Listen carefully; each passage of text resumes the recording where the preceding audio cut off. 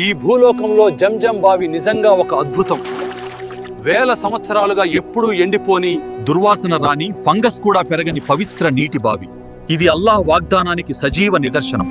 జంజం బావి అల్లాహ్ ప్రసాదించిన ఒక అద్భుతమైన దైవవరం. జంజం బావి లోతు సుమారు 100 అడుగులుంది.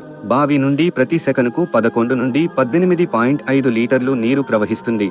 సాధారణ రోజుల్లో సుమారు 7 లక్షల లీటర్లు, హజ్ మరియు రమదాన్ సీజన్లో 20 లక్షల లీటర్ల వరకు అందుబాటులో ఉంటుంది. సౌదీ ప్రభుత్వం ప్రతిరోజు 60 పైగా నమూనాలను తీసుకుని ల్యాబ్లో మైక్రోబియాలజికల్, కెమికల్, ఫిజికల్ టెస్టులు చేస్తుంది. అందువల్ల జంజం నీరు ఎప్పుడూ పవిత్రంగా, శుభ్రంగా, సురక్షితంగా ఉంటుంది. అల్హమ్దులిల్లాహ్.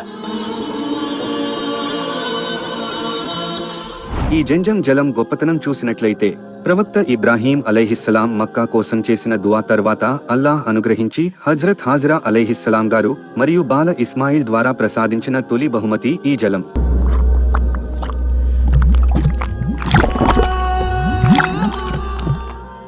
మక్కా అంతటి పవిత్ర నగరం ఉనికిలోకి రావడానికి, జనవాహినితో, దైవదాసుల రాకపోకలతో అలరారడానికి కారణమైంది ఈ మహత్తర జలం.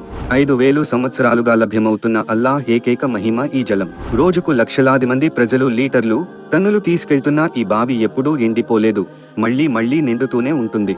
ఇహలోకంలో దైవ సూచనలోని ఓ సూచన ఈ జలం. ఇక్కడికి వచ్చే ప్రతి యాచకుడు, ప్రతి బాటసారి తనివితీరా సేవించే అద్భుత ద్రవం ఈ జలం. ఇంతటి మధురమైన నీరు లోకంలో మరో చోట లేదు. ఈ నీటిలో గొప్ప శుభం ఉంది. అది త్రాగే ప్రతి వారికి ప్రాప్తమవుతుంది. పరిశుద్ధాత్మ అయిన దైవదూత జిబ్రీయిల్ అలైహిస్సలాం ద్వారా ఉనికిలోకి వచ్చిన అనంత జల సంపద ఈ జంజం. ప్రియ ప్రవక్త సల్లల్లాహు అలైహి వసల్లం వారి హృదయం పలుమార్లు ఈ పవిత్ర జలంతో కడగబడింది. ఏ జలానికి లేని ప్రత్యేకత ఈ జలానికి ఏమిటంటే, ఇది ఆకలి గొన్న వ్యక్తి ఆకలిని తీరుస్తుంది, రోగాన్ని నయం చేస్తుంది. తలనొప్పి, కడుపు నొప్పికి ఇది దివ్య ఔషధం. ఈ జలం వల్ల కంటి చూపు మెరుగవుతుంది. అందుకే దైవ ప్రవక్త సల్లల్లాహు అలైహి వసల్లం ఇలా ప్రవచించారు: ఏ ఉద్దేశంతో జంజం త్రాగుతారో వారి ఆ ఉద్దేశం సిద్ధిస్తుంది.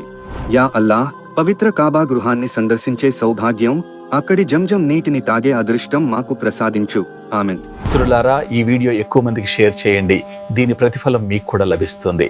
మరిన్ని వీడియోస్ కోసం సబ్స్క్రైబ్ చేసుకోవడం మరవకండి.